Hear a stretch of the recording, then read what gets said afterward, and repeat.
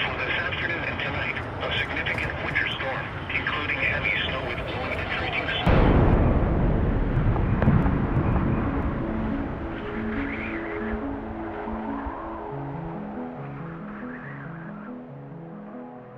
Hello, and welcome to the SnowBrains podcast, where it's my job to interview the most intelligent people in the snow sports industry and pass their fascinating knowledge on to you, our listeners. I'm your host, Miles Clark. I'm a professional free skier, a mountain guide, an Alaska heli ski guide, a UC Berkeley molecular cell biology graduate, the founder and CEO of SnowBrains, and I just got back from an incredible ski trip to Antarctica.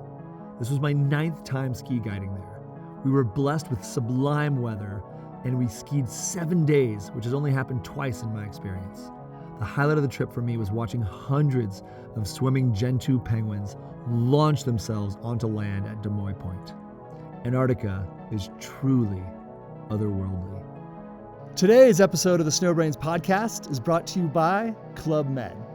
Escape to one of Club Med's more than 20 mountain resorts in Europe, Japan, Canada, or China, where you find world-class skiing and snowboard terrain, exceptional service, and endless adventure. With their all-inclusive packages, you'll get everything you need for an unforgettable ski vacation, all taken care of. Lift tickets, ski and snowboard lessons for all ages and ski levels, gourmet meals, lively après-ski activities. Visit www.clubmed.us, call 1-800-CLUB-MED, or call your travel advisor today. My guest today is Josh Daiek. Josh is, in my humble opinion, one of the 5 best free skiers on earth right now. His 100-plus foot backflip over Highway 50 in South Lake Tahoe, California, is still one of the rowdiest things ever done on skis. Josh's POV videos show that he skis at a speed and level rarely seen. Josh has a new movie coming out this season called Caldor, a film about the fire of the same name that forever changed South Lake Tahoe and Josh. Hello, Josh. Welcome to the show. Thank you so much for being here, man. How are you? I'm doing good, buddy. When did you ski last? When did I ski? I think that was back in May. I may have skied in June, but I did not ski this summer. So back Nice. May, June era. Nice, man. How many days do you think you skied last winter? Ooh, dude, I haven't counted in a long time. I would guess, 6 months. I don't know, 150 to 200 days. Okay, so you're dedicated. You're skiing most every day. Yeah, totally. Yeah. I love that. 100%. I go stir crazy if I don't go skiing in the winter. If there's snow on the ground, I try to be skiing. It's so easy when you live in a ski town too, right? So Josh, today I'm really excited to dig into your insane professional free skiing career. Throwing that backflip over Highway 50 in Tahoe, I still don't understand. It just broke my brain. I think it's maybe the biggest road gap ever jumped. Your wild mountain state project in Nevada, filming with Blank Collective and more. But let's start with your life story, if that's cool. So Yeah. I'd love to hear your quick and dirty life story, 3 minutes or so. If it goes over, no worries, because I want to hear the story.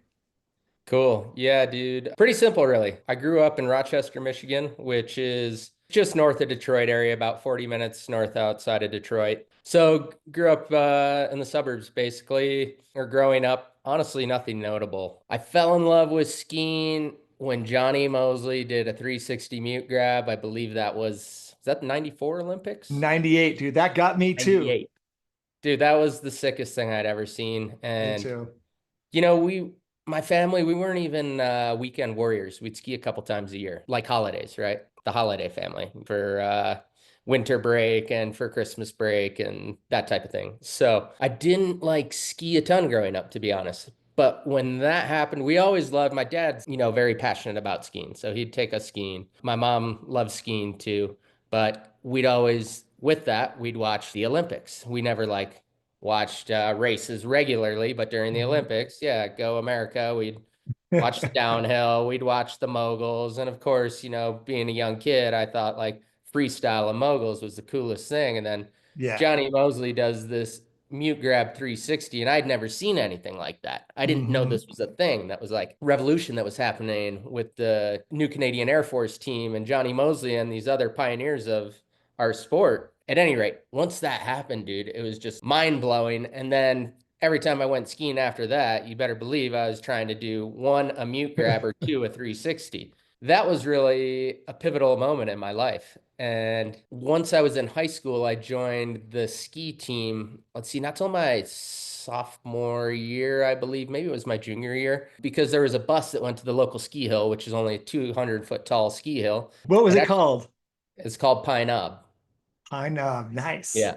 And me and my buddies, it was right when this whole revolution was happening. So there was some sketchy terrain park jumps that were just built god awful. And in Michigan, it doesn't snow much. So, the jumps are made of literally blue ice. And I remember we would hit these jumps and just like the transitions didn't line up at all, right? You're hitting this like super kicky, lippy jump to basically flat ice.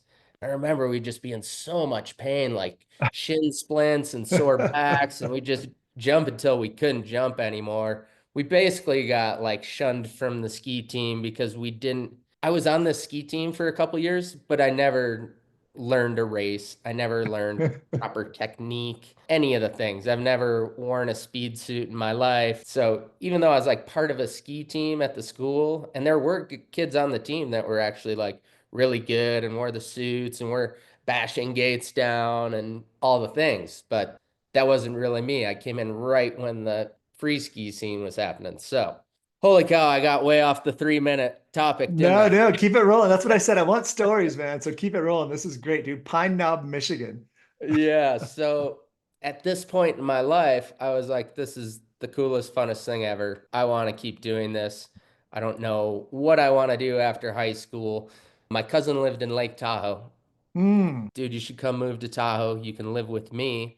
And there's a community college here. And I think standard of most kids graduating high school, you're like, well, I have to go to college. yeah. It's like this thing that you feel you have to do. So I was like, oh, I can appease my parents. I can go to college.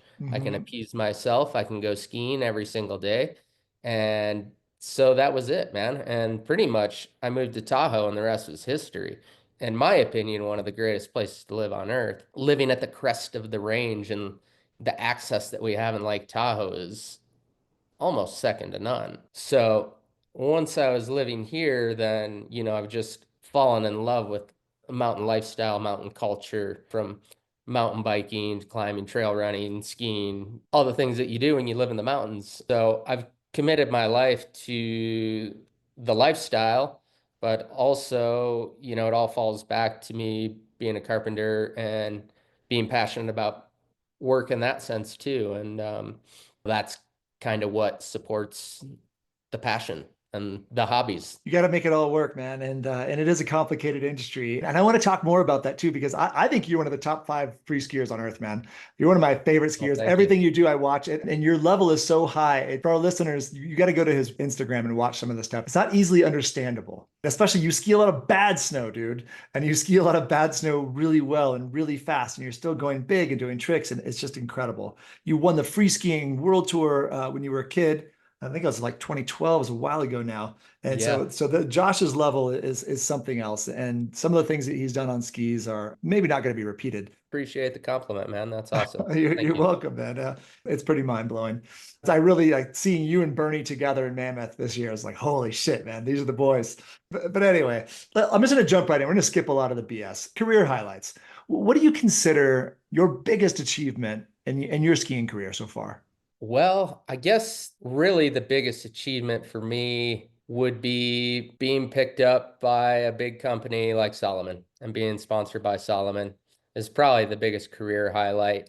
Some of my personal goals and highlights, as you mentioned, winning the Free Ski World Tour in 2012, competing on the Free Ride World Tour with the elite athletes there with Rene Barkred and Tab Key, just to name a few, that list goes on and forever. Again, personal accomplishments, backflipping over Highway 50. That was a huge one. That was something that, took a decade of patience, and best word, just being patient and waiting for things to line up. And yeah, and being able to take winters off of carpentry and ski professionally. That's insane. Like it's still like mind blowing, and like I'm not a religious person, so I wouldn't say a blessing, but a gift and something I'm very grateful for. The dream is real. You just got to chase it, and you've done that well. Well, I'm stoked on your answer because you brought up two things I really do want to talk about. One being, what kind of support? What did it mean to you? What physically happened when you started with Solomon?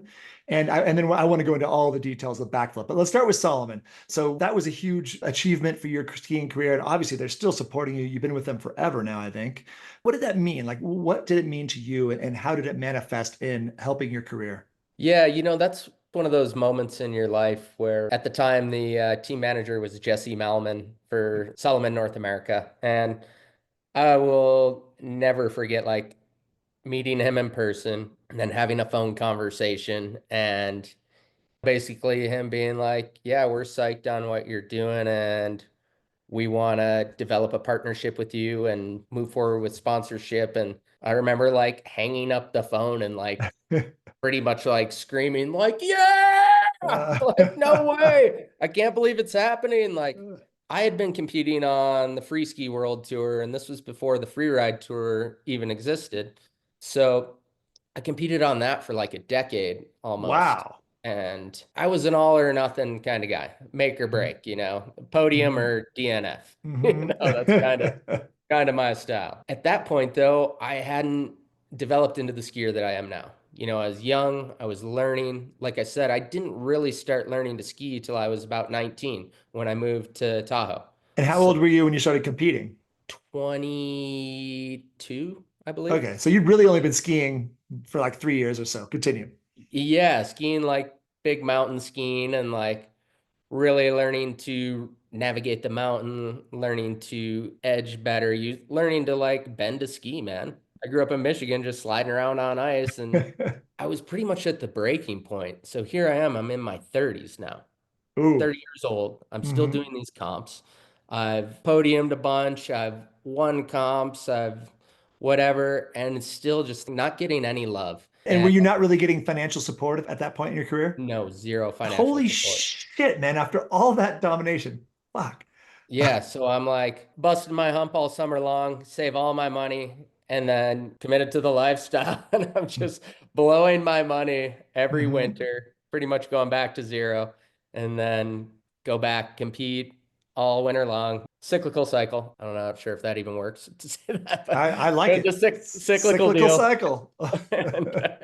And at any rate, it was all just a fluke, man. I met Casey Dean through competition. Casey's amazing.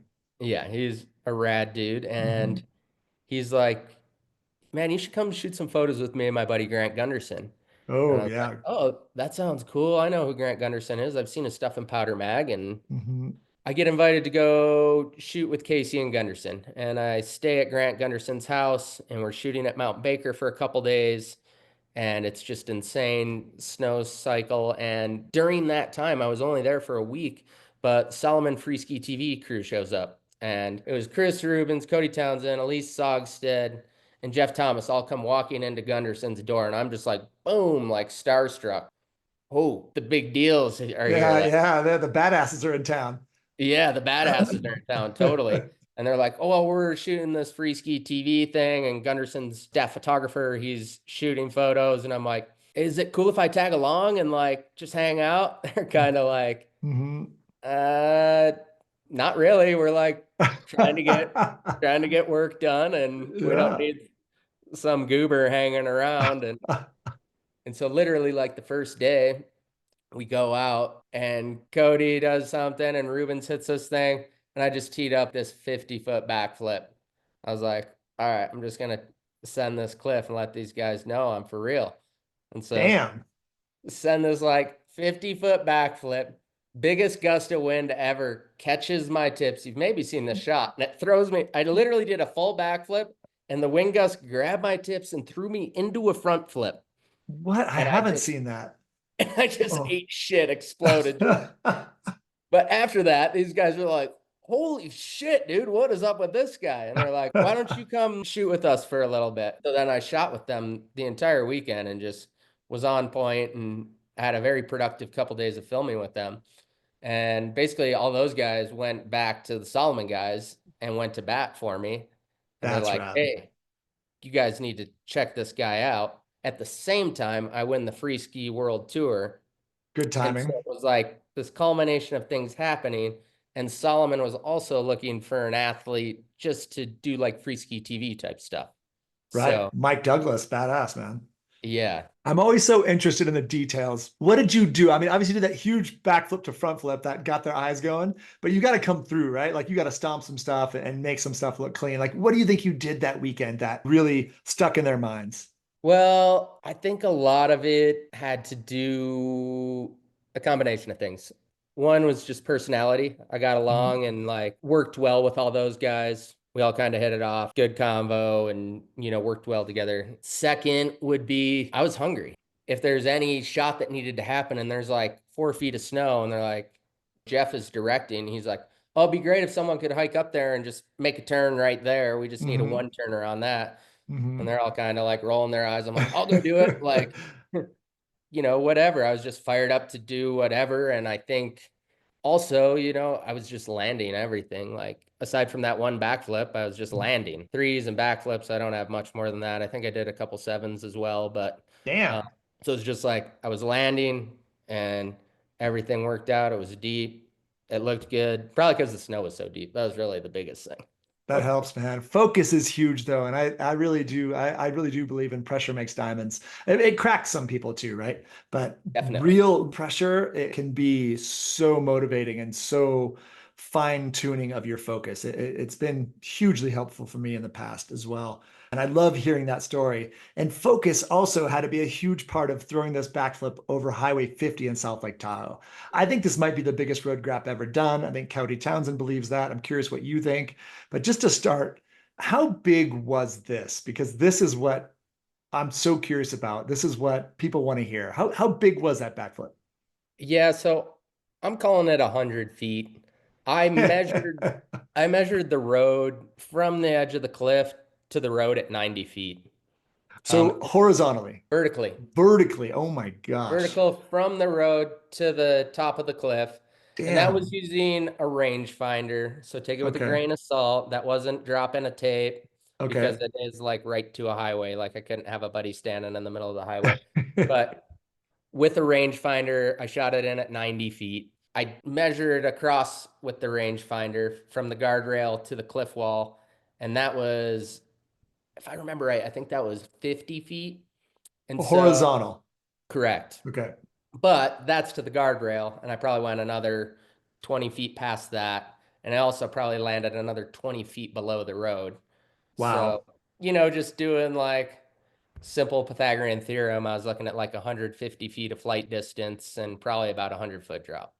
A squared plus B squared is C squared. Damn, dude. That is, it's just insane. And if you haven't seen this yet, press pause right now, Google this video, and have your mind blown because it is hard to understand. And so just tell us the story because there's got to be a lot of backstory. I mean, you already said that, maybe a decade you were thinking about doing this. Tell us the story on how the hell this came together and how this worked. And you did it twice, dude. That's insane. I can't believe you did it twice. Yeah, man. So it was one of those things where I think a lot of people, you drive under this. If you're driving over Highway 50, you drive under this cliff and you're like, oh man, wouldn't it be cool if? Mm. And I don't think even I grasped the magnitude of the size of the cliff. It's kind of video game. Yeah, it was pretty ridiculous. But I always thought it lined up. And when I really started seriously thinking about it, it was like right when all the drought years started happening in Tahoe. Which You was know, like 2012 to 2015, right? That's what you're referring to? correct. Yeah. And so I think it was the winter of 10-11, which was a very big year, Huge. as you know. Yeah. And I remember that year, I was like, there was a couple days where it filled in. And that landing is just a big boulder field. So it takes a lot of snow to fill that landing in first. Whoa. And then second is it's east facing. And if you know anything Mhm. about California snowpack, it doesn't matter if it's January, east facing gets cooked instantly. Mhm. You And by know, the morning sun. it's hot here. You got like a very short window. Second is the plow throws all the snow right onto the landing, and the snow off the road Oh, always gets warmed up and creates like mank and like hard snow on the landing. So it uh, really takes all the stars to align for the landing to fill in, for the snow to be cold and soft, and lastly, just to sack up and do it. So I remember 2010, 11, me and my buddy who had been talking about this were like, I think it goes. I think it goes. And then like this storm happened and this might be the storm. Should we go do it? And it's like, when you're going to do something that gnarly, it's always easy to find a reason not to do it. Because you're Yes. like, oh, we should do it, but so-and-so's going here and it's going to be an epic day to go do this or to Yeah. go do that. And oh, I've Hmm. also been wanting to do this, so maybe we'll go do that. So Yeah. I think it was one of those things where we just kind of like backed our way out of the situation without even realizing we were doing it Hmm. subconsciously. I do that a lot. And I remember like after that storm, we like didn't get another one that was deep enough to land because you're gonna Mhm. need at least a 3 to 4 foot storm to hit a cliff that big and try and land on your feet. And I just remember being like, dude, we blew it. We should have done it. And then it didn't snow that big again. And then the drought happened. And it's just like, Oh. dude, what's going on here? Why am I living in Tahoe? Is it ever going to snow again? Year one happens, you're like, everyone has a bad year. Year two happens, you're like, everyone has a bad year. Year three happens, you're like, oh, is this going to happen again? What am I doing here? Year four happens, you're like, am I insane? Why am I still living in Lake Tahoe? But then place is magical and it turns back on and had a bunch of good years since then. So 2019 comes, all the stars align. February, it's cold, the landing's filled in mostly, and I called up my buddy. He's actually my cousin, one of my best buds. And I was like, yo, dude, I think the gap's ready. I was like, we did some road laps today. We should go look at it and think about it. So we didn't want to get busted. Yeah, So is it illegal? Do you know? I think the illegal thing is to be skiing above the highway when there's AV danger. If you Mm, cause slough onto the road, you cause an avalanche onto the road, right. you impede traffic, create an accident because of Hmm. your skiing, then that's where it's a problem. Those If two you're guys not got arrested, I think, skiing above the Eisenhower Tunnel, near Denver, and when they created an avalanche, they hit the road. So right, I could see that. right. So that's like the concern. Hmm. And we have a relatively stable snowpack here, generally speaking. Hmm. And at any rate, I'd been skiing backcountry that day, and I'm like, dude, everything was stable. I'm like, I think it's on. It was overcast and still snowing. I was like, I think we should go up there and build it. And we went up and built it in the dark. In the dark. Yeah, so we went up there and build this run in, build the lip in the dark. And we're like, I'm a base jumper, so we took like base jumper approach at it. Out of sight, out of mind. Let's not create a scene here. Let's not be seen here. We'll Did just you do our have headlamps though? we did have headlamps, But it but was just discreet enough. Yeah. every time a car came by, we turned our headlamps Oh, off. hardcore. Yeah, dude. So it took us a while, a couple hours to build this in run. And there's like this weird compression before the takeoff. So we had to fill in all the snow and Mm. flatten it out. But it's dark and kind of lightly snowing. We're like, well, I guess we'll find out in the morning if this lines up and if it goes, because we still had never stood on top and looked over the edge at the landing, you know? God damn. I think and a lot of people listening to this will know that like as soon as you start going bigger than, let's say, 30 or 40 feet, I don't care how steep the landing is, it doesn't look steep anymore when you're in the air. Looks flat. You just got to trust that you looked Mhm. at a steep landing and try and put the landing gear down, try your best. So, of course, next morning we go up there at like, this is actually a pretty funny story. I think you're going to like this. Ooh, let's hear it. We get up there and we go up there at like 6 a.m. because, like I'm saying, base jumper mentality. Let's just Hmm. get this done. We're gonna hit this thing at first light. No one's gonna see us. There's gonna be nothing. Get in, Nothing to get out, report. make it clean. Hmm. And so we go up there, and I'm like sidestepping the in run and doing some speed checks, and it's just like first light. And this Caltrans truck comes around the corner, and I'm like, oh shit, I hope this guy doesn't see me. And sure enough, he just swings into the turnout. Oh, And then I'm like, oh no.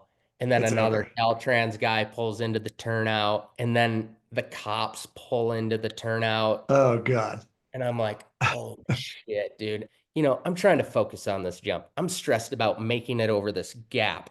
And then to have like the stress of getting arrested or something else and like the stress of the cops. What happens if you don't make it over that gap? Dude, you don't make it over the gap, you're probably dead. I mean, maybe you get lucky. I don't know. I think you'll probably die. Hmm. 90 feet to pavement or guardrail, it's not going to end well. The cops are here, and then I'm like stressing about that. I'm stressing about the speed to clear the gap. And then next thing I know, this helicopter comes popping up over the ridge like something out of, Helicopter. yeah, dude, like something out of like a Schwarzenegger movie. I'm like, holy shit, they sent in the chopper. Like, thought for sure it was like a police heli. Oh, Oh my like man. stress levels spiking through the roof. And the night before, I'm like hanging out with my buddies. I'm like, dude, I'd like to see the cops stop me. Once I'm up there, if they tell me to come down, I'll be like, yeah, I'm coming down. And then I'll air over them, just talking shit, being arrogant. So then I'm like up there, I'm like, eat your words, buddy. What are you going Yeah. to do now? So my cousin's like, dude, I am not into this at all. He's like, I'm bailing. He bails. So then I'm Uh-huh. just standing up there by myself. Whoa. And I'm like, do some speed checks at it. And I asked my buddies who are down there, I'm like, could you tell, like, how does the speed look? And they're Hmm. like, well, I get some like hemming and hawing. I'm like, dude, why would you even ask that? This is on you. Don't Yeah. ask anyone shit. Like, Yeah. you need to decide if you have the speed. This is on you to figure out. You can't put that on anyone else. And What kind of speed and how long was the in run? the in run was probably, shoot, that's hard for me to say. Probably at least 200 feet or something Oh, like that. oh shit. Relatively like steep in run. I basically hiked up until I like got to rocks and I was Couldn't like, hike anymore. and I could have like skirted around them and put in like a turn to come down into the in run. But Hmm. essentially, I like sidestepped up to the rocks. And then I was like, I think this feels about right. And this is where we had sidestepped it the night before. I think I maybe went like 15, 20 feet higher. Whoa. And so because we did it the night before, everything was hard pack and like set up pretty nice, except for that Hmm. last 15 feet. But at any rate, I did some speed checks and I was pretty convinced, and this is something you can only learn through experience. And I was like, okay, I'm looking as I'm like coming into the gap, I'm using my peripheral and looking at the highway, visualizing where that highway is coming through below me, visualizing my trajectory. And that's like, I've had so many people be like, well, how did you know you're going to make it? And how do you know? And this and that. And it's just like, or how do you calculate it? And it's like something that can only be learned through experience. Hmm. I've hit so many jumps and so many gaps and so many things where you just get a feel for the distance that you're going to go. Hmm. Um, What do you think was the second biggest, before this? What was your biggest? well, I've jumped like a lot of big cliffs to splat, like, Hmm. just done like the hot tub, like a Julian Carr type thing. I've done like Hmm. 100 footers and things of that nature. But as far as like a gap and like matching transitions, maybe like 70 feet. I Oh, don't know. wow. Okay. So in the range. Okay. Almost, I would say like half the range. Yes. Yeah. Wow. But yeah, I feel like I'm giving you a very long-winded answer here. This is what But I want to do. This was the story I was most excited about. yeah, dude. So then first hit, I decide I've got the speed. Make up in my mind that this is the speed, this is how fast I need to go. And the landing was pretty much completely smooth, except there was like one boulder that still hadn't completely flattened out to come one with the slope. Yuck. And it was like I drew my little arrow on the snow. You know how you do on a takeoff? You're like, Oh go this yeah. way. Don't go that way. Go this Yeah. way. Yeah. And so I have this massive landing, and the lip, because we built it in the dark, was aimed right at that boulder. Oh, So now I have left to right off the lip type thing. yuck. And I didn't left to right enough the first hit. I drop in, just set the slowest backflip. I set it honestly the same way I do like base jumping, where you just kind of like look between your feet and then just wait for a second, then lay back. And dude, I come around and sure enough, I'm aimed right at this one little bulbous thing in the landing. And in my mind, I wasn't gonna hip check. I wasn't gonna like not try and stomp it. So I just put the Uh, landing gear down and gave it everything I had. Just smashed my knee off my face oh, and broke my tooth in half. I still have a broken no. tooth from it. Yeah. Damn. but I'm going to the dentist in 2 days, so maybe we'll get that looked at. Yeah, it was only 5 years ago. Yeah, exactly. So that happens. I also, because of landing on an uphill landing, I just went 150 feet to uphill basically. Oh, I broke my binding. So hike out of the hole and psyched that I'm alive, psyched that I know the speed. Like, dang it, I broke my binding. And I had literally just sold my old pair of skis, which were the same exact QST 118s with the same exact bindings on them to my cousin like the week before. and And I he's was like, there. and he's there. And I was like, yo, dude, can I take those skis? We're the same boot size. Uh-huh. He's like, Perfect. yes, dude, go get that thing. So I go hiking back up. So after I hit it, important part to the story, I come climbing out of the hole and the cop goes from the other turnout and he comes up to like right where I'm hiking out. And I'm just like, Oh, here we go. here we go. And the dude doesn't even look at me and just keeps driving down the pass. And I was like, oh shit, it's on, dude. Let's go. So, so then, dude, I like get my cousin's bindings, cousin skis, hike back up there. And I'm thinking at this point, oh, it's all good. Like the cops are cool with this. Hmm. But now I have on an old pair of skis that I beat the crap out of, Ooh, that the bases are just completely smoked from like rocks and other things. it's gonna And change your speed. so now it's going to change my speed. So now I'm That's so stressing on scary. speed again. Oh, And, I'm like on the radio talking to my buddies, like, yeah, I'm just about ready here. And right then a cop pulls up, parks perpendicular in the highway, stops traffic in both directions. ooh. And he's like, if you cause an accident and this and that, like just starts going off, flying off the handle. He's like, Hmm. I'm going to arrest you. And he's like, that's not a threat. That's a promise. Sounds And like I a think cop. it's like, I think that's what a threat is, dude. Yeah. But then he's like, yelling and all this stuff. And I'm just like, oh shit, now what happens? And then he gets in his car and drives away. And I'm like, Miracle. put the drone up. We're doing this thing right now. And so then I went back for round two, dude. And, I wouldn't claim it as a stomp, but I'd call it a landing. And I don't think you can get a much cleaner landing off a 100-foot cliff. So I count it as a win. I won't call it a stomp, but I count it as a win.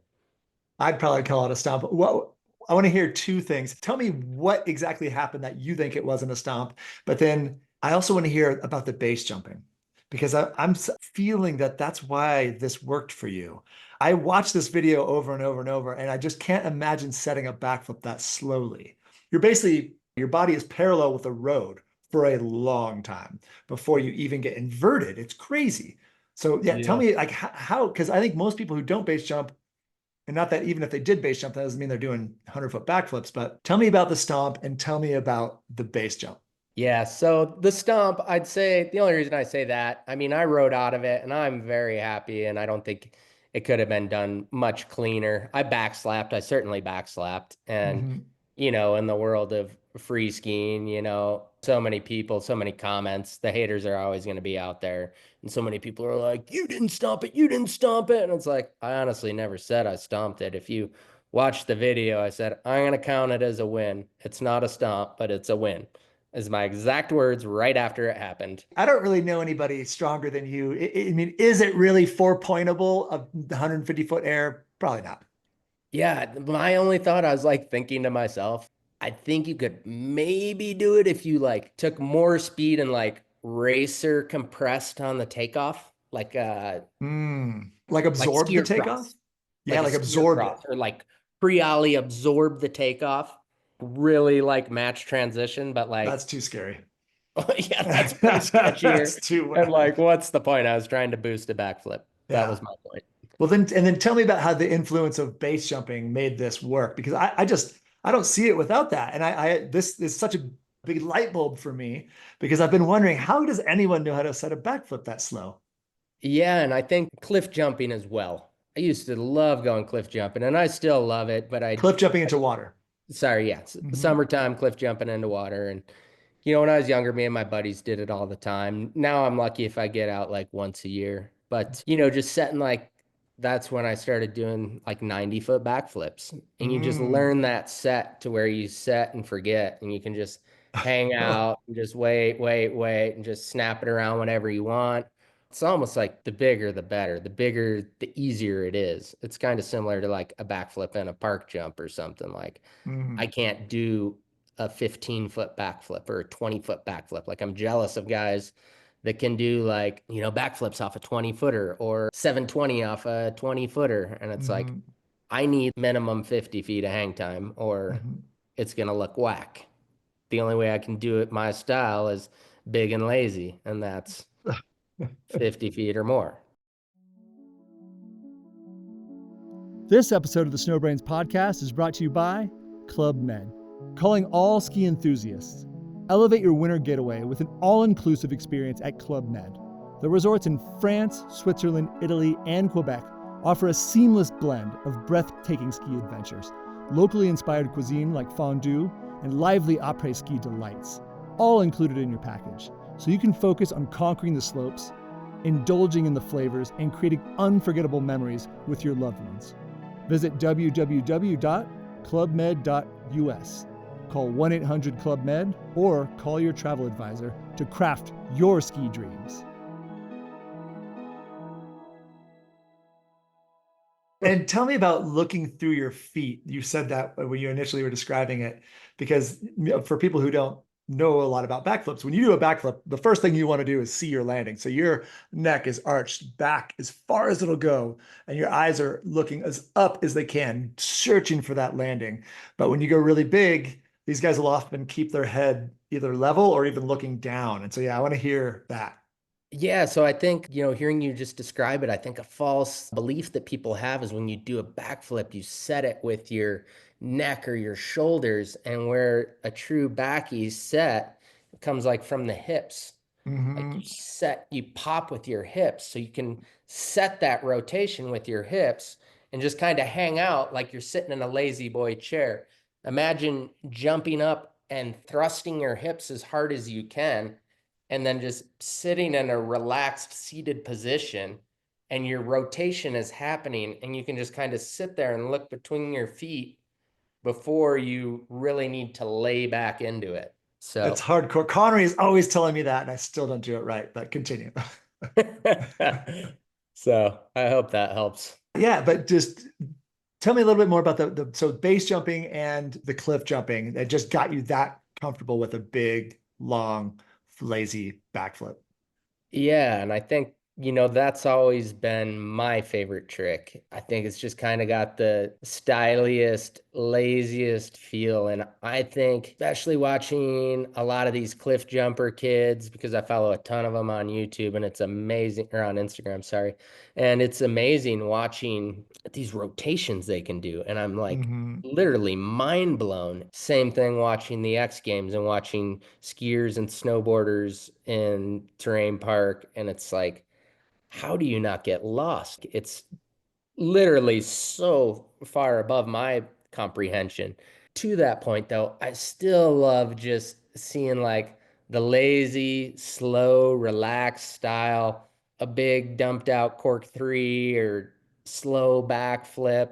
There's no denying it. You see it, and it's a crowd pleaser. Everyone loves to see it. You'll see it like at the X Games, like a showboat run or something. Someone will just do like a big backflip, and the crowd I cheers love that. way more than they do for like the trip cork 16 whatever. And it's like there's something that like it's sexy and appealing, and I think that's how I feel anyway. I think it's like coolest trick ever. I But agree. I still love trying to push myself, and I try to do 1080s cliff jumping and dub corks and cliff jumping into water. I haven't brought Mhm. it to skis or anything, so I do enjoy it, and I do try to like to push myself and learn new stuff as well, but will always, my love will be for just like slow rotations. What was going through your mind right before you hit that jump the first time? It was all focus.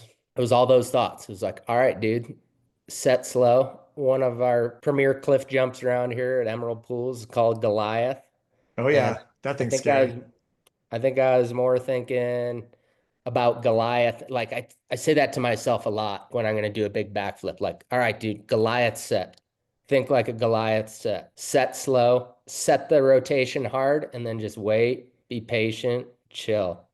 And you knew you were going to clear it because there's no room for error. Yeah, I don't, of course, if I said I wasn't like nervous about that or thinking about that, I'd be lying. But I was quite confident that I had the speed and that I had everything dialed on that. What other stunts or tricks or things you've done come close to this level of the Highway 50 road gap?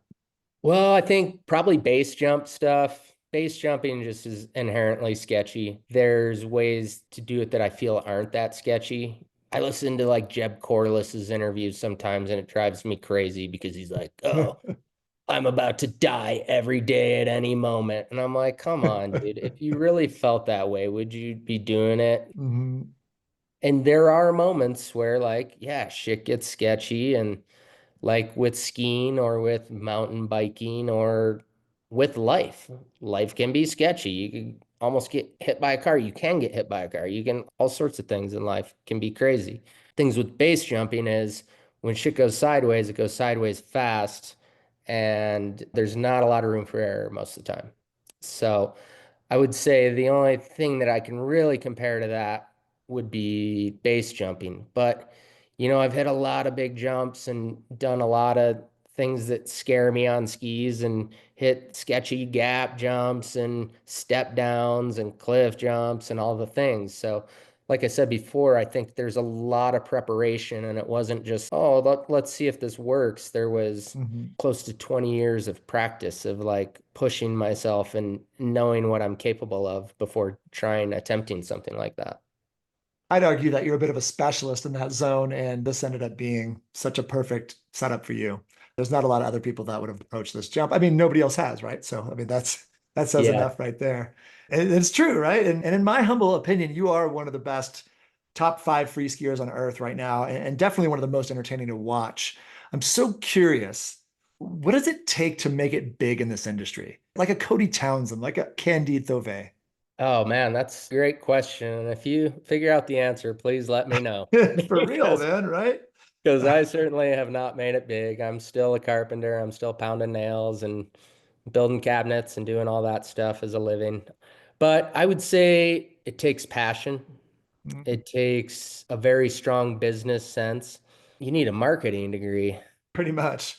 like self-marketing and selling yourself. And also like a lot of it, I think, is confidence, man, and knowing what you're worth. And feel like that's a big part where I lack personally. I don't know my worth and I don't know how to compare because it's like any job. People are pretty tight-lipped. No one wants to be Mhm, like, oh, I'm making 100,000. I'm making 150. Oh, I'm making 50. Or mhm, like, mhm, and to be clear, I'm below all those numbers. So, mhm. you And know, a lot of those contracts that I've signed have NDAs, right? Non-disclosure agreements, or at least in the contract, it will have, a pseudo NDA saying you are not allowed to share the contents of this contract with anybody. So yeah. right. Mhm, Yeah, and so I think also being creative and thinking outside the box. You look at what Cody's done. Cody is very smart. He's very driven. He's a very talented athlete. And you combine all these things and coming up with an idea that's so simple, yet so like brilliant at the same time. mhm. It's like so Absolutely. genius at the same time. Mhm. And I haven't seen his new film. It sounds like things got rowdy for him last year in Alaska. Yeah.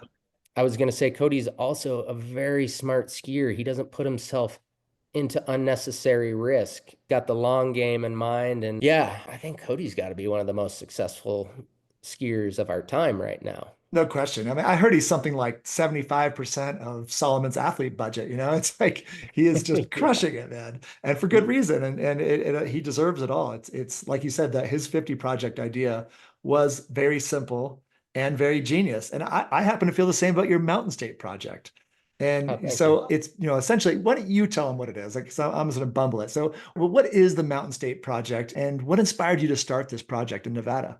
Yeah, so the Mountain State Project was born in my years of competition. So I live in California in Lake Tahoe, Mhm. and I would drive to compete in Colorado for Mhm. comps. And where do you go? You drive through Nevada. I would drive Mhm. to Utah. You drive through Nevada. I would compete in Taos, New Mexico. You drive through Nevada. I would compete in Wyoming. You drive through Nevada. So I'm spending all this time driving through Nevada, and you're always driving. If you think about the routes I just explained, I was driving through every like triangle or every portion of that state. And at that point in my life, I wasn't a big backcountry skier, but I was always like, look at these mountains. Mhm. Dude, can you imagine if we could get a helicopter on top of these things? Can you imagine if you could snowmobile to these things? Can you imagine like if you drive through Nevada in the wintertime and you're a skier and you're not drawn to these mountains, then I don't know what to say because it's endless possibilities out there. And that's what really drove the project. And it was one of these things that I was always on the back burner. Like, once I got sponsored with Solomon, then I was like, I had all these opportunities to go up to BC and ski and go to Mhm. Europe and ski. And I'd be crazy if I didn't take advantage of these opportunities. Right. And, once I got to bounce around and check out all these places, and it's kind of like I get asked the question, what do you want to do? Mhm. There's this thing next to my house. There's this big state that no one skis in. There's a couple people that ski there, but pretty much no one skis in the entire state. Mhm. And it's considered it has the most mountain ranges in the lower 48. It's trippy because it's all these tiny little mountain ranges and they're all pretty small, Mhm. but it also makes for like all this diverse terrain and endless exploration opportunities. So, long-winded version of I was very inspired and intrigued by Nevada. And the funny thing is, I thought because I'd seen it caked in snow many a times, I'm like, yeah, let's do this project about Nevada. No one really skis there except for the Mhm. Ruby Mountains.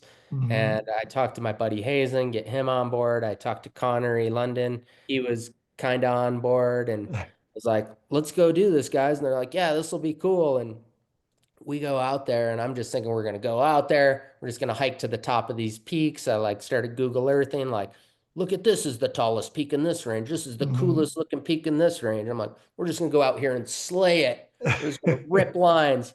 And we just went out there and got skunked. We did like three different trips where we basically didn't even ski. Oh, You know, what? Just no snow or bad snow, both? we went out to the Humboldt Toyabe range and hiked out there and it was like had just snowed and it was like the worst Avi danger maybe I've ever been in. Oh, Like wow. in the flats and things are woofing all around you. You're seeing Mhm. remote triggers Oof. in the Because distance. it's cold out there, right? So it'll Yeah, preserve bad layers. exactly. It's kind of like intercontinental snowpack, probably pretty similar to a Utah type deal. Mhm. So we got skunked on that trip, tried to come back after I started contacting the guys at Ruby Mountain Heli, and they were awesome. They gave me a lot of info, and, Yeah, you they're know, cool.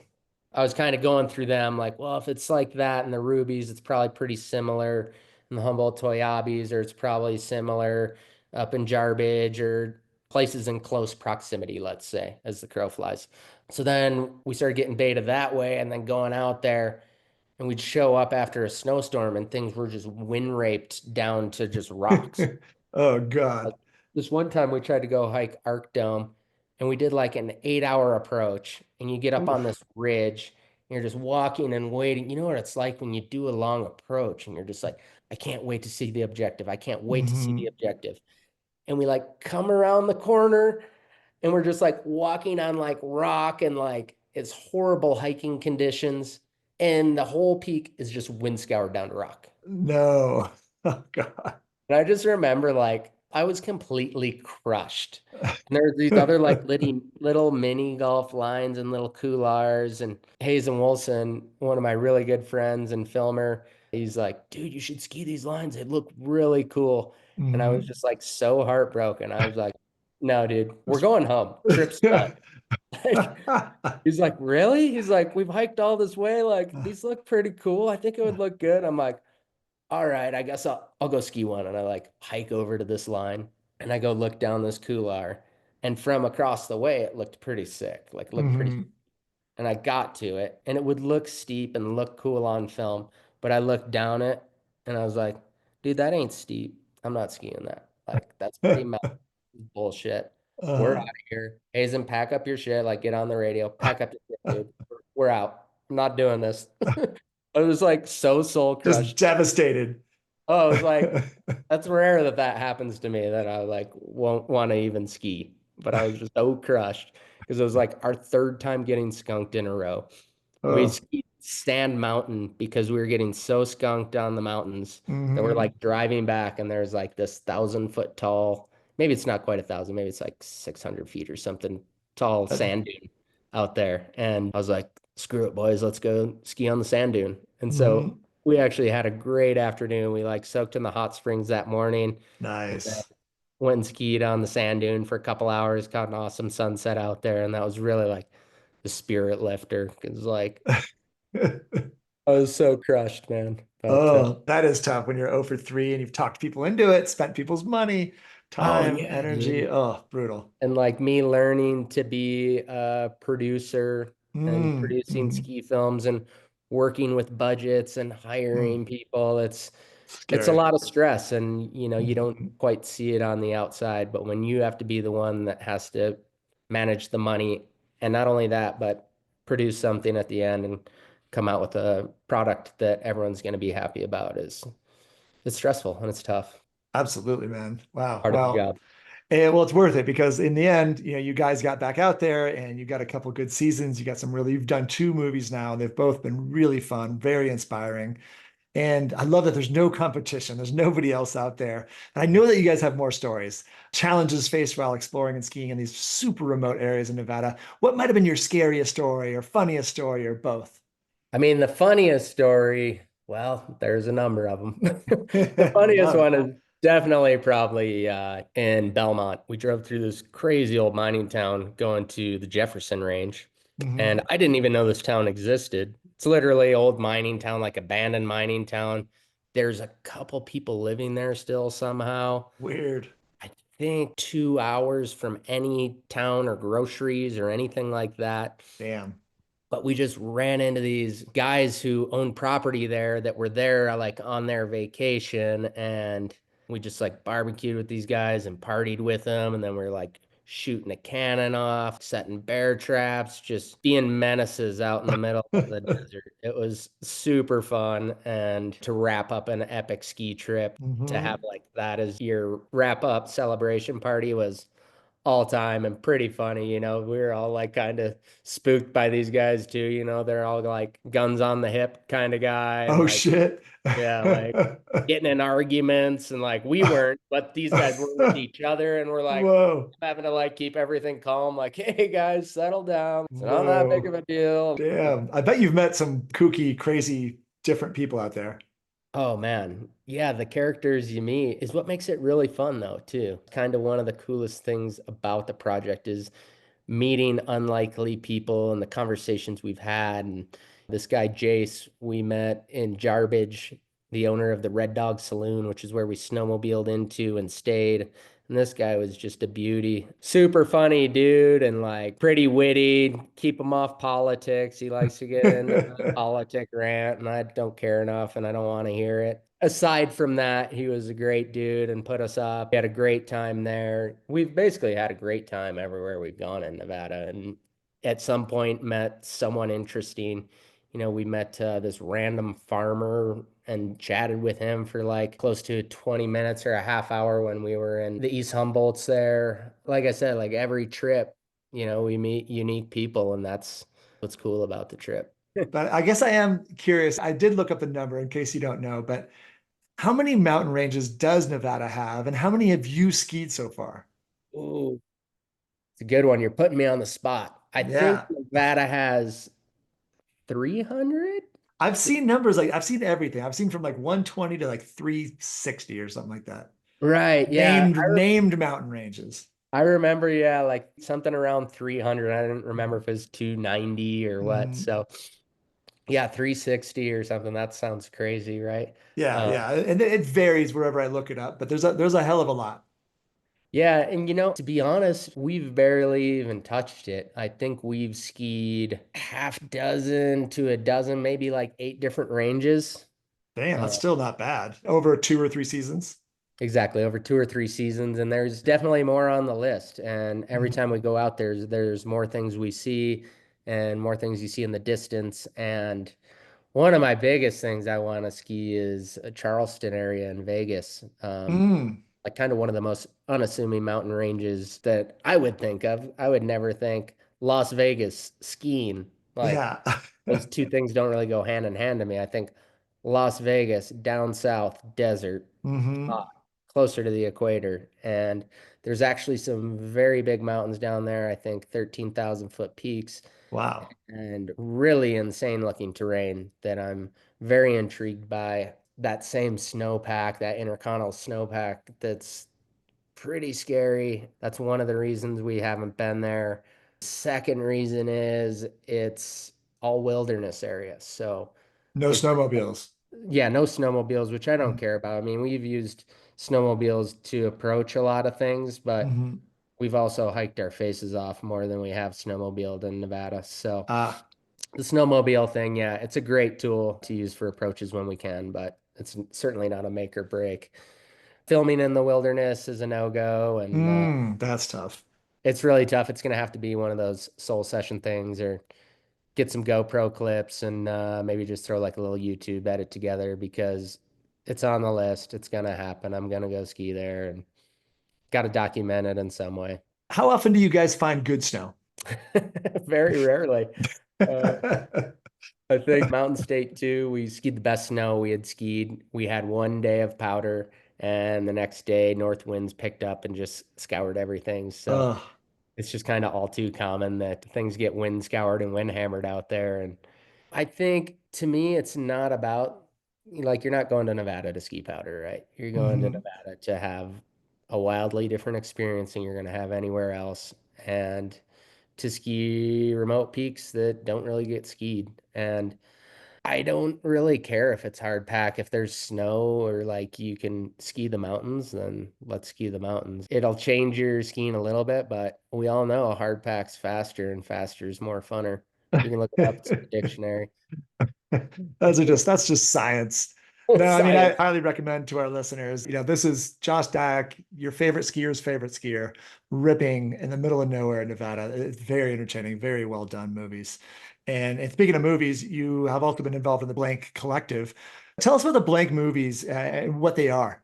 Yeah, the Blank Collective it started as a collective of random dudes that didn't have opportunity to film with TGR, Matchstick, the big companies. And Casey Dean and Alexi Gabu approached me and said, "Hey, we're thinking about like starting our own film company. You want to be part of it?" I was like, Mhm. "Yeah, sounds sweet." So that first year, the original Blank film, there was like 7 of us, maybe. Oh, wow. Just a handful.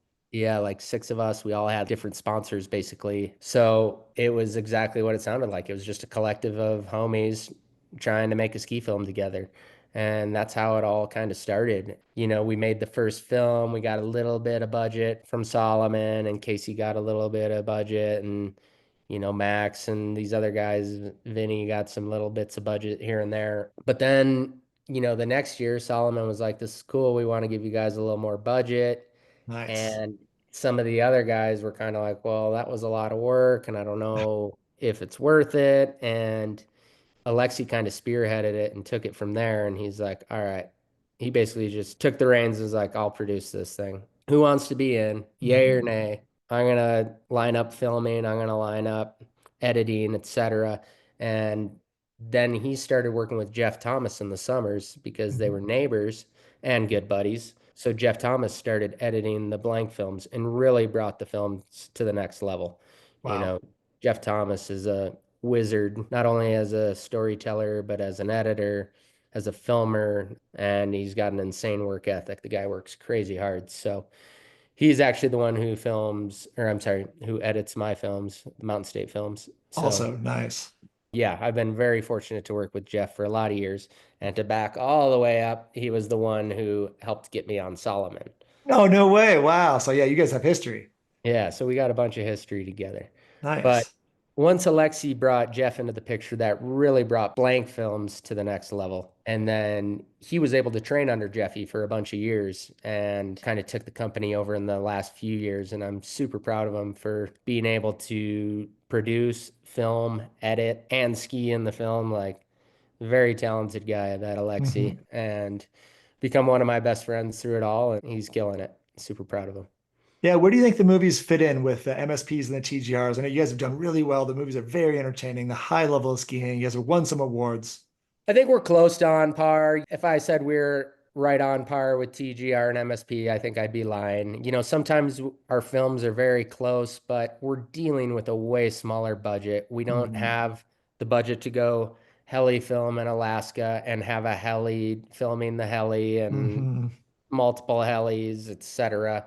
We have a pretty good talent pool. MSP's got the best skiers like Sam Cooches, and I'm Mhm. not going to compare myself to these guys. The blank films is pretty damn close to on par, but it might be just slight notch below. But I'm super proud of the work we're doing, and I still think we throw together super fun films and something that people can really look up to, up and comers. And I think we're doing a good job, and I'm super proud of what we got. The films are amazing. Where do you guys film? And where's your favorite place to film? Well, my biggest claim and thing that I love is always getting a Tahoe segment in Mhm. blank films. And since year one, I think this year will be our 10th film, I believe, with the No blank. way. Damn, Yeah, feels like it was 3 years ago. Wow. right. Yeah, damn. So I forget if it's the ninth or 10th film, but I've almost got a Tahoe segment in all the films, just a Nice. little bit of Tahoe in it every year. And this is Tahoe's where I live, and it's where I've really learned to ski. And I love to showcase the terrain here and, showcase what we have. And I think it suits my style of skiing. With all that said, I do love going to ski in BC. And if you ask me honestly, I'd say BC has the best skiing in the world. They have It everything. true Pillow, ski paradise. yeah, pillows, spine couloirs, you name it. What do you want? Place your order. Mhm. It's all there. So I love when I get the opportunity to go ski up there too. So I have a strong affinity for my home, but definitely love to ski in BC and love to ski in Europe. And, I think that's why I love skiing in Nevada too, is just like, what do they say? Spice is the flavor of life, or what's that saying I'm trying to come up with? It's Yeah, yeah, I can't remember it either. Yeah, I think it's something yeah, like that. you Oh, know what I'm talking. variety is the spice of life. Variety is the spice of life. There it is. Sorry, I need a little help there. You mentioned how Tahoe shaped your style. Yeah, And just in a sentence or two, how do you describe your skiing style? kind of would describe my skiing full throttle. I like finding lines that are high speed that I can ski fast. I like to take airs that I can hit at high speed, going big, taking big airs and skiing fast. That's how it looks in the videos, man. Are you afraid of getting hurt or killed? Because you're always balancing risk and reward in this sport, and your balance is a little more, you have a smaller balance point than the rest of us because you do go so big. I don't feel like I'm ever putting myself in that big of a risk. I feel like what I'm doing is manageable. I wouldn't be trying, maybe when I was younger, when I was young and learning in my 20s, early 20s, you don't know what you're capable of and what's going to happen when you hit this air and how flat a landing is or how to scout lines, etc.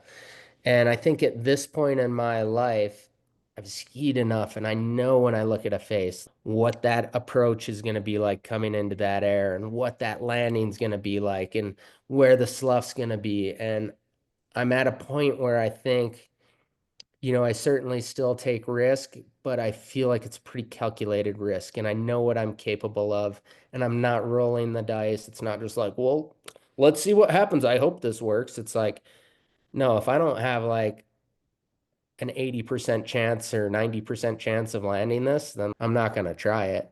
You're always going to have doubts and second guessing. Like if you talk to anyone that skis a rowdy line and they tell you like they're not nervous or they didn't think there was any risk, I would straight up look that person in the eye and say you're full of shit. Because when there is consequence, you're gonna get those nerves, and that's what helps, I think, helps you execute. Like you were saying, when you get under that pressure, when you have to hyper focus, when that adrenaline kicks in, it like slows time down and allows you to perform. And I think, that all comes with years of experience and years of failing, years of succeeding. It's all part of the process. And it's not like I just started skiing and was like, oh, let's try this. It's been a long, long road of ups and downs and wins and losses. And I can almost feel a defensiveness when you're giving me that explanation.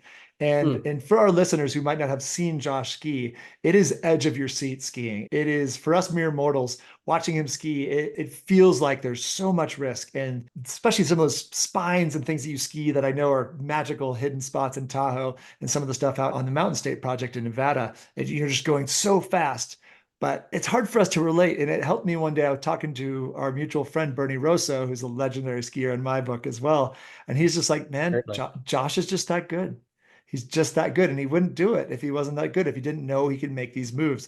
And so I do like you explaining to us that it's not like you're like, oh, that looks like a cool line. Let me drop in and see how it goes. I picture you like Alex Honnold, like drawing it out and really mentally visualizing every move so that you know what you need to do, what your outs are, if it goes wrong, where it would go wrong, and how you could get out of that. So I appreciate you explaining that to us.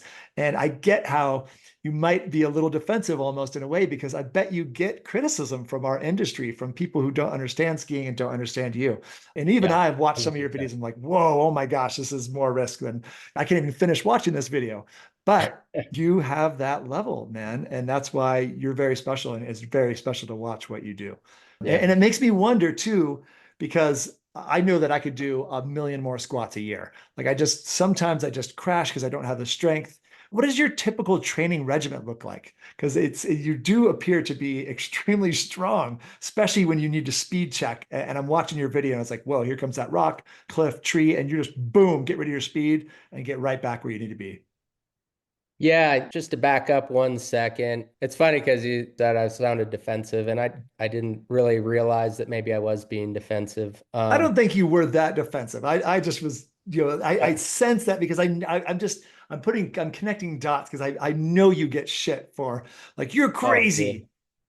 Yeah, the internet is It's an ugly place. it's an ugly place, and you put yourself out there. And what's funny to me and crazy to me is like how people are like, "Oh, you're just doing this for likes." No, dude, you don't risk your life for likes on Mhm. Instagram. It's not a good Like, plan. no, dude. Like, I'd be doing this shit whether Instagram was a thing or not. Mhm. Honestly, if it were up to me, I wouldn't have to deal with Instagram or YouTube or any of this shit. But unfortunately, this is the world we live in. This is how you stay relevant. This is how you, That's how you're quote unquote productive in our industry right now. yeah. So I think I get shit on a lot by people. What do they say? I think it's easy to like focus on the negative comments. I'll get like, Oh let's yeah, say 100 comments on a post, and there'll be 4 negative comments. And those are like exactly. the things that I can focus on and think about. It's like, dude, Hmm. who cares? These people don't know you. They don't know anything about you. People just want to cut you down and tell you how stupid you are. My favorite is like, I get told all the time, like, you don't even understand the risk. Like, right. That's probably the one thing you do fully understand. So yeah, I think it's something that I'm trying to get better at, dealing with all the negativity, because like you said, it's an ugly place, man, and there's so much negativity, and people just want to put negative shit out there for no reason. And even like, Mhm. sometimes I'll be looking at comments and seeing other people attacking other comments, and I'm like, what? And like, I don't even want to get involved, so I don't say anything, but I want to like stand up for people and be like, what are you trying to get out of this? What is your point? I don't Be get a it. negative prick for no reason? I don't know. Like, Have no, you ever written a negative comment on the internet? no. Neither have I. I just It's don't like, get. what's the point? I don't understand these people. If something pisses me off on the internet, I go to the next thing. I was just gonna say, and I'm not gonna pretend like I don't get like negative thoughts and be like, oh, fucking Yeah, bullshit, dude. Or yeah, like, yeah. there's definitely posts you see or things you disagree with. And it's like you said, what am I gonna gain, or what is anyone gonna gain out of like leaving some negative bullshit comment? Feel free to steal my strategy. But years ago, I figured out One strike, you're out. If somebody writes something negative, and you got to grade, there's got to be a gradient, right? But if they use a swear word or they're a slur or they're really being pointedly negative towards Yeah. me or somebody or company or anything, I just block them. And it's like a bonsai tree. You're just trimming this little audience that you have. And boy, it's Yeah. rare that we get negative comments now, at least on Instagram, because that's the one I pay most attention to, at least on social media. It's like magic, dude. You just one strike. Actually, Owen Leeper taught it to me. One strike, boom, you're out, you're blocked. And it's amazing. And I think people kind of maybe even notice it like, wow, nobody's saying negative stuff. And now it's like mostly just really positive stuff. And the whole idea is to inspire people. And I know that's what you're doing out there too. But anyway, it works great. Thanks for But that. And sorry to yeah. bring us way off No, track. no, no. This is I wanted to talk about that, but you can see how as a host it's a sensitive topic. And I Yeah. saw a little window there and I hoped I could get you to talk about it without freaking you out. But Yeah. then I'll just bring it full circle again and just say that, I think one of the big reasons why you can ski the way you do and you can take the risk that you do is that you're strong. What is your training like? What do you do in the off season? What do you do during the in season? Well, how come you're so strong? Yeah, off season, dude, I just try and ride my bike as much as possible. Mm, And I also equate a lot of it to carpentry mm, and building homes and whatever, we might be doing. I'm constantly like lifting heavy lumber and beams and things like that. It always trips me out. So first few days, like framing, let's say, you're like, holy shit, this is like hard work. And then like mhm. you get weeks into it and you're just going with the flow and it's not slowing you down anymore. And it's like, holy shit, getting pretty strong, I guess, like Working strong. working strong. But Hmm. I'm also like, I come home from work just completely bagged, but it's like, dude, you live in this area for a reason. You got to get on that bike. Stay motivated. Come on. And then I like go out on the bike and just have such fun time and get those endorphins that I need because I think that's an important thing is having that release, being able to just mentally let go and not be thinking about my ski career and thinking about content and not thinking about work and thinking about what needs to happen on the job because I'm kind of like foreman at times. And it's like, just to be able to have a mental release, just go be in the moment, have fun, ride your bike. That's such an important thing for me in life. That's kind of the off-season gig. And then starting around this time of year, I work out at a local gym, working at this place called PT Revolution in South Lake Tahoe, Hmm. and started seeing those guys years ago for some back issues I was having from carpentry. And, they've helped me work through a bunch of problems. And then they've been helping me maintain strength and get me ready for ski season. So train with them until like December. And then once I'm skiing full time, I ski tour damn near every single day. And, Whoa. probably I get like a dozen resort days a year typically. That's So it. Damn, I yeah. thought a little bit more than that. Wow. No, and like, springtime, depending like this past spring, I had a bunch of resort days, maybe not much more than a dozen, but maybe like 15 to 20 max. So riding the bike for meditation and endorphins and obviously endurance, and then basically weightlifting at your job doing carpentry. So Yeah. that's a pretty good program. And then, yeah, like so many skiers, it's good to focus a little bit more, get a physical therapist or get into the gym in the fall right before ski season hits. Yep. And whatever it is you're doing, it's clearly working, man. And so this is kind of my last question here is, what goals do you still want to achieve in your career? What's next for you? That's a good question, Miles, and that's something that I struggle with. The thing I'm most passionate about right now is certainly like mountain state type deals. And that's Mhm, when I say that it doesn't have to be Nevada. What's most fun to me in skiing is exploring new spots and mhm, new spots that I haven't been. And, maybe people have skied there. I don't really care. I'm not in it for first descents. mhm. I'm in it for the adventure, my own adventure. I'm not like trying to blog and look up beta, and I'm not on the SnowBrains site. Sorry, Miles. All good, baby. All good, man. No, Because I know you've I skied a like your lot of style. shit. So, but that's like, to me, that would be taking the fun away from myself. Because I like to find the stuff that I want to ski and I want to look on Google Earth and the Gaia maps and figure out the routes and like figure everything out on my own and like what I call like cracking the code or solving the puzzle. And that's what's fun to me about skiing. So That's what I'm super passionate about. That's what I want to do. I still have some crazy like stunt things that I want to pull off. Can you share any? Things. Yeah. uh, you know, I think I kind of have to keep it under wraps. I like it. That means it's going to be good. Yeah, it is going to be good. And there's a couple things that I've already kind of got figured out and I think that are going to work and be just blow people's minds. But again, I think it's something that I know is 100% doable and 100% in my wheelhouse. So I think it's fun when you have a talent you can showcase and blow people's minds, then do it. And you have one hell of a big wheelhouse, man. It's really fun to watch. Josh, that's all I got for you today, man. I really appreciate you coming on the show. Do you have any other thoughts you want to share here at the end? Shoot, man, I guess the only things I could say is shout out to my sponsors, to Solomon and Hestra, for allowing me to live this lifestyle and keep living the ski bum dream. And also to friends and family for support, and mainly my wife, Casey. And lastly to you, man, thanks for having me on and appreciate it. That was cool. Thank you so much for listening to the SnowBrains podcast. If you like this podcast, please share with friends and family, and please make sure to subscribe. To find out more about SnowBrains, please visit us at snowbrains.com. You can also find us on Instagram, Facebook, X, and more. This episode of the SnowBrains podcast is brought to you by Club Med. Experience the ultimate ski getaway at Club Med, where every detail is meticulously taken care of. With their all-inclusive packages, you can focus on what you love most, skiing. With over 20 plus mountain resorts in the Alps, Japan, and Canada, enjoy world-class slopes, refreshing après-ski activities, and gourmet meals, all while knowing your accommodations, lift tickets, and childcare are all included.